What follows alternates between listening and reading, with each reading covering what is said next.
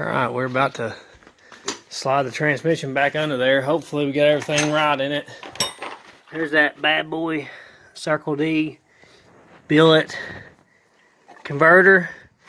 If you buy one from Circle D like this, it comes with all 3 bolt patterns, so it'll bolt up to any flex plate.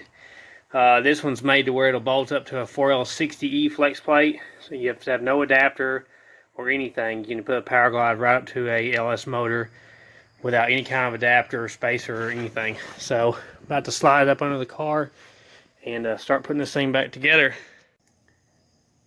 Alright, we got torque converter bolts tightened up. You're supposed to have like a 1/8 of an inch spacing with your converter in there to make sure it's got enough room, and mine requires the thicker washers that came with the Circle D converter, and that still gives us 1/8 of an inch of space. We got all the converter bolts tight. We got the bell housing bolts tight. Got the starter back on it and wired back up.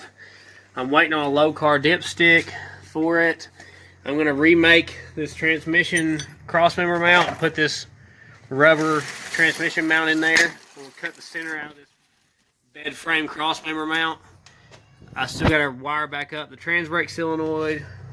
We got the drive shaft in it, and so I'm gonna, obviously I haven't mounted the trans cooler yet. It's sitting down here, and I gotta tidy up the fuel lines and some electrical stuff, and can't finish bolting up the pan gasket until I get the dipstick, because it actually has a jam nut that goes inside the pan. So we're getting there. I just got to work on a few more knots and it'll hopefully be back going. Hopefully everything works good.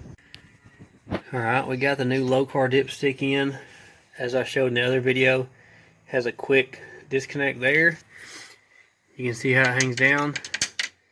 It's got a rounded end on it, so there's no problem to get the dipstick in and out like the other one wouldn't work. So time to put the pan back on it and make the crossmember mount. Okay, so now I've got the crossmember made. It's probably kind of ghetto. This doesn't attach to anything. It's just kind of an arm there to keep the transmission from this part bending down. This is going to stop that. It's like a, I don't know, 1.5 inch square tubing I got at Tractor Supply. This is some 2-inch wide plate. I don't know how thick it is right now. And now I've got a rubber mount right there. Transmission cooler's back over there. It has a little bit of air gap between the floor. Got the new case, obviously.